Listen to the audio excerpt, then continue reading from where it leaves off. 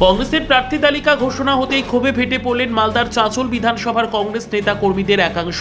প্রার্থী নাপসন্দ হওয়ায় বদলের দাবিতে দলীয় কার্যালয়ে ভাঙচুর চালিয়ে রাস্তায় জ্বালিয়ে তুমুল বিক্ষোভ দেখালেন পথ অবরোধ করে।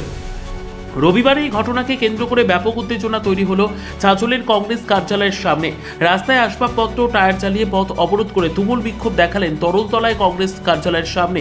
কংগ্রেস কর্মীদের দাবি ছিল আনজারুল হক জনিকে প্রার্থী করতে হবে, কিন্তু প্রার্থী করা হয়েছে প্রাক্তন বিধায়ক আসিফ মেহবুবকে। তারপরই দলীয় কার্যালয়ে ভাঙচুর। কার্যালয়ের সামনে তরলতলা মোড়ে আসবাবপত্র টায়ার পুড়িয়ে রাস্তা অবরোধ করে বিক্ষোভ। প্রার্থী বদলের দাবিতে বিক্ষোভ, ব্যাপক উত্তেজনা এলাকায়। কংগ্রেস নেতা কর্মীদের অভিযোগ, জেলা সভাপতি ঈসা খান টাকার বিনিময়ে তৃণমূলের সঙ্গে সেটিং করে আসিফ মেহবুবকে প্রার্থী করেছে সম্পূর্ণ তৃণমূলকে সুবিধা পাইয়ে দেওয়ার জন্য। তাই প্রার্থী বদল না করলে এই বিক্ষোভ আরও বাড়বে। এই পরিস্থিতিতে দেখার বিষয় কংগ্রেসের হাইকমান্ড কি সিদ্ধান্ত নেয়। সমগ্র ঘটনায় শুরু হয়েছে রাজনৈতিক তরজা।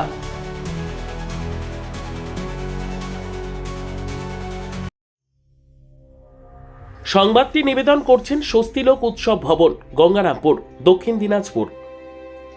জিনিস আমি বলবো যে এখানে আমরা একটা পরিবার, মৌসুম একটু আগে বললাম যে শুধু আমাদের ফ্যামিলি, বরকত সাহেবের ফ্যামিলি খালি পরিবার না, আমরা মনে করি সবাই আমাদের পরিবারের মধ্যে। এখন যে সিট পাবে সে খুশি হবে, সে সিট পাবে না মন খারাপ হতে পারে।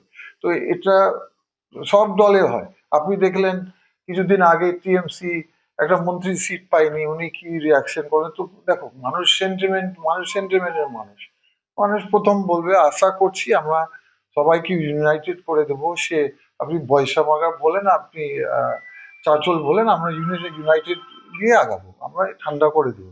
সর্বোত্তম সুযোগ সুবিধে রয়েছে আতিথেয়তায় সুপরিচিত স্বস্তিলোক উৎসব ভবন। অতিথিদের যে কোনো অনুষ্ঠানের জন্য উপযুক্ত ওয়ান স্টপ ডেস্টিনেশন।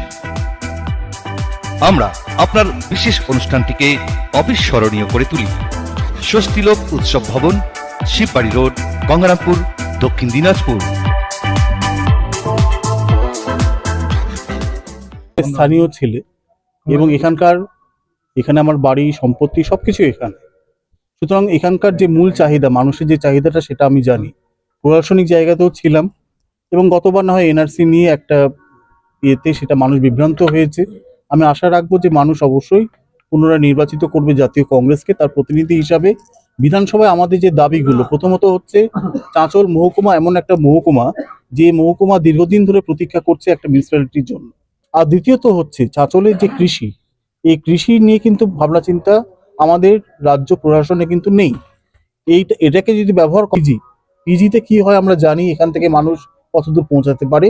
তো স্বাস্থ্য এবং তার পাশাপাশি উন্নয়ন এবং তার সঙ্গে প্রধান যে দাবি মিউনিসিপ্যালিটি, সেটা আমাদের সফল করার অঙ্গীকারটা থাকবে। সেটা না, আমার তো সবার কাছে আবেদন থাকবে। দেখেন, এটা একাধিক প্রার্থী এখান থেকে ছিল, অনেক জায়গাতেই ছিল।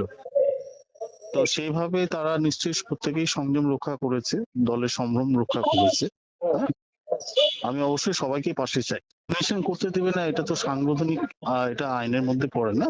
হ্যাঁ, আমাদের সংবিধান নমিনেশন করা এবং ভোট দেওয়া দুটোই আমাদের স্বীকৃত।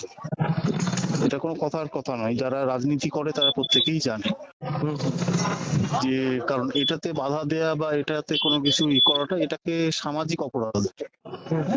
তবে আমার দিক থেকে অবশ্যই প্রত্যেকের প্রতি থাকবে যে যারা এটাতে আপসেট হয়েছে, তারা যেহেতু কংগ্রেস যদি করে থাকে, যদি কংগ্রেস দলের নিয়ম সবই যদি তারা জানে, তাহলে তারা নিশ্চয়ই পাশে থাকবে। এটা আমি ব্যুরো রিপোর্ট, উত্তর বাংলা সংবাদ।